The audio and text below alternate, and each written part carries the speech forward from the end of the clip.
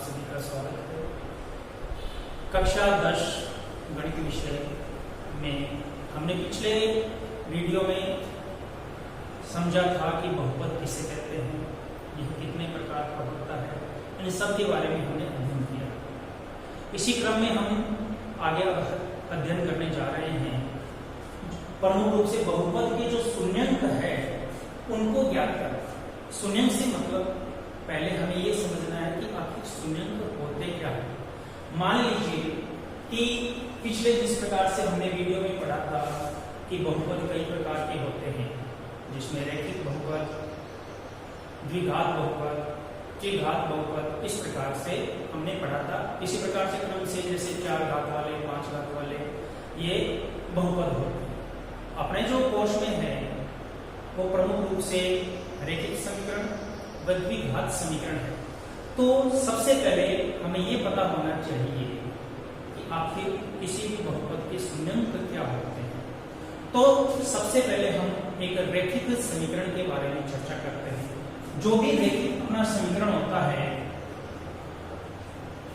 या रैखिक बहुपद होता है, उसका मानक रूप होता है ax प्लस b। ये इसका मानक रूप होता है। अर्थात इसको हम किस प्रकार से रख सकते हैं, अगर लिखना चाहें तो 5x प्लस 3, ये एक रैखिक बहुपद है। तो रैखिक बहुपद है, तो अब हमें इस रैखिक बहुपद का क्या ज्ञात करना है, शून्यंक ज्ञात करना है। तो शून्यंक से मतलब होता है कि जैसा कि मैंने आपके सामने लिख रखा है परिभाषा, बहुपद fx का मान x के जिस मान के लिए शून्य प्राप्त होता है, x के उन मानों को बहुपद fx के शून्यंक कहते हैं। कहने का मतलब इसमें ऐसी कौन सा मान x की जगह रखा जाए कि उससे इस जो बहुपद है उसका मान क्या प्राप्त हो जाए, हमारे पास में शून्य प्राप्त हो जाए, 0 प्राप्त हो जाए। तो उसके लिए देखिए हम इसको किस प्रकार से करते हैं। जैसे कि fx हमारे सामने है 5x प्लस 3, ये हमारे पास है। तो इसको हम किस प्रकार से रखेंगे, या 5x बराबर ये प्लस का 3 जो कि हमारी अचल राशि है, इसका अगर हमने पक्षांतरण किया तो हमारे पास में क्या प्राप्त हो गया, माइनस का 3 प्राप्त हो गया। अब देखिए 5x है, अर्थात 5 है वो x चर का गुणांक है। तो इस 5 का जब हम पक्षांतरण करेंगे तो 5 यहां जहां गुणा में है, इधर पक्षांतरण में जाएगा तो भाग में चला जाएगा।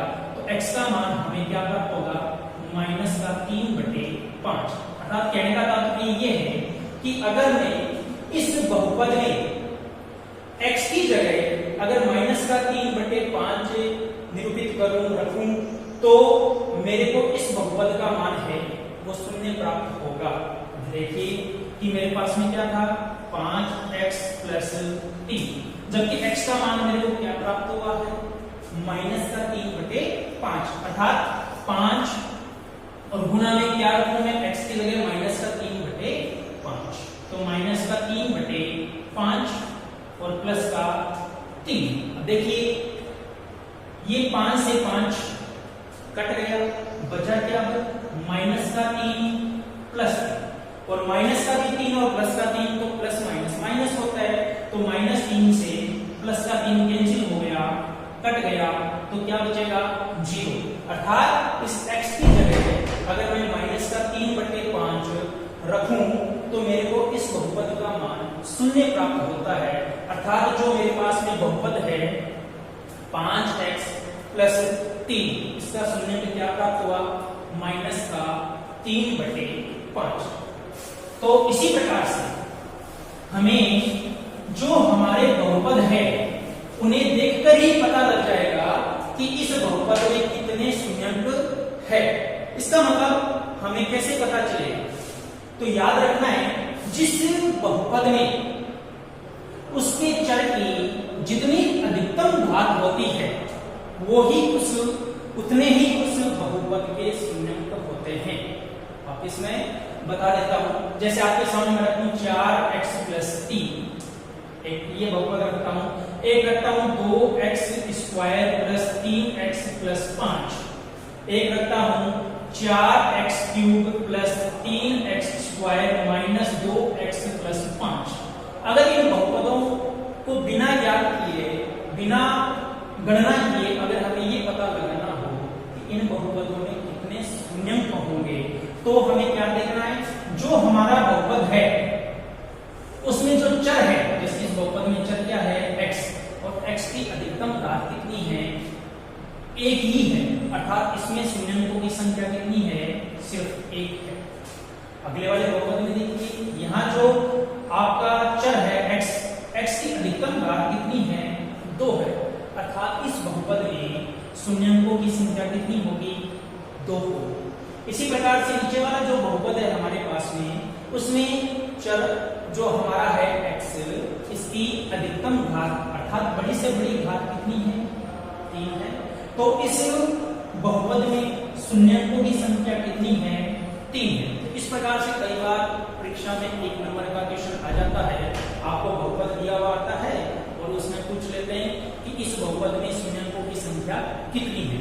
तो हमें क्या करना है, उससे बहुपद की अधिकतम घात को देखते हुए बता देना है कि इस बहुपद में कितने शून्यंक हैं।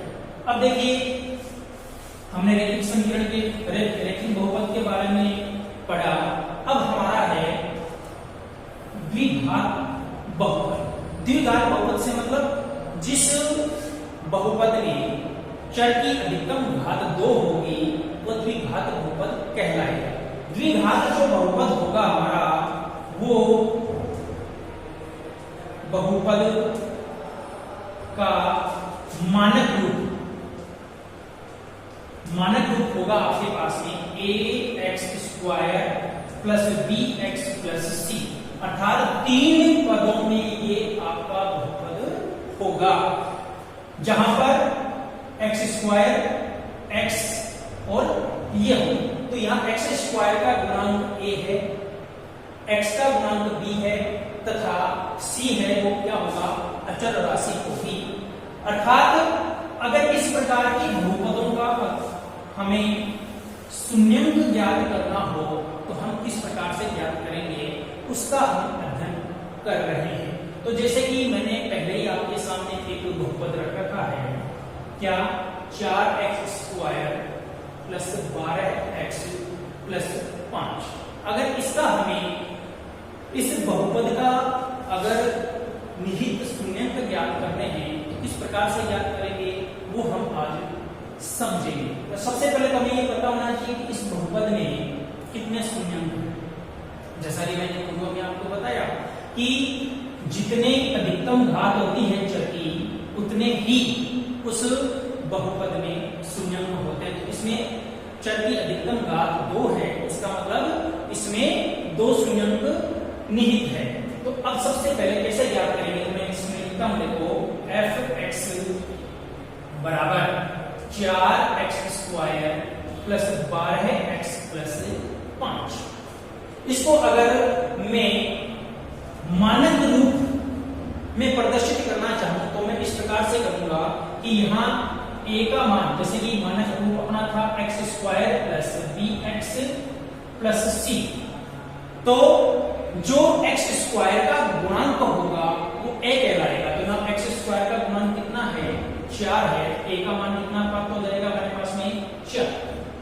इसी प्रकार से जो x का गुणांक है वो b होगा, तो यहाँ x का गुणांक मेरे पास में है 12, तो b बराबर क्या प्राप्त होगा, 12 है। और c है वो यहाँ अचर पद है, तो यहाँ पर अचर पद कितना है मेरे पास में 5, तो c बराबर कितना प्राप्त होगा, 5 प्राप्त हो गया हमारे पास में। अब इसको हम किस प्रकार से शून्यंक ज्ञात करेंगे वो देखिए। तो इसमें शून्यंक ज्ञात करते समय हमें कुछ बातों का ध्यान रखना है। किन बातों का ध्यान रखना है वो देखिए। सबसे पहले आपको a गुणा c करिए, a गुणा c करिए। यहाँ a मेरे पास में 4 है और c मेरे पास में 5 है, तो मैंने 4 गुणा 5 बराबर क्या प्राप्त हो गया, 20। अब b का मान लीजिए, b का मान मेरे पास में 12 आया। अब मेरे को क्या करना है, 12 के ऐसे दो टुकड़े करने हैं, अर्थात b के ऐसे दो टुकड़े करने हैं, जैसे मैं b1 और b2, अगर मैं इनके ऐसे दो टुकड़े करूं b के, कि जिनको अगर मैं जोड़ूं तो पुनः मुझे 12 ही प्राप्त हो, जोड़ूं या घटाऊं तो पुनः मुझे 12 ही प्राप्त हो, परंतु इन दोनों को अगर मैं आपस में गुणा करूं, जैसे b1 प्लस b2 अगर मैं करूं तो मेरे को क्या प्राप्त होना चाहिए, 12 ही प्राप्त होना चाहिए। क्या प्राप्त होना चाहिए, 12 ही प्राप्त होना चाहिए। परंतु b1 गुणा b2 अगर मैं करूं तो मुझे a गुणा c के मान के बराबर मान प्राप्त होना चाहिए।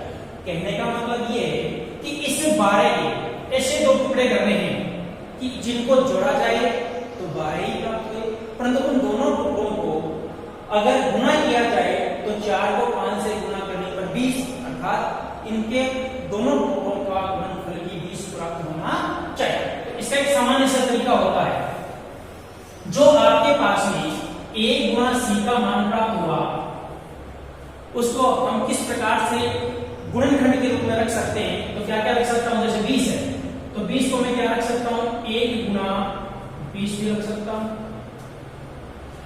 इसको मैं कैसे रख सकता हूं, 2 गुणा 10 भी रख सकता हूं। इसको मैं कैसे रख सकता हूं, 4 गुणा 5 भी रख सकता हूं। इस प्रकार से इनके गुणनखंड में कर सकता हूं, इस प्रकार से टुकड़े कर सकता हूं। अब हमें पहला तरीका देखना है कि उन दोनों को जोड़ने में क्या प्राप्त होना चाहिए, 12 प्राप्त होने चाहिए।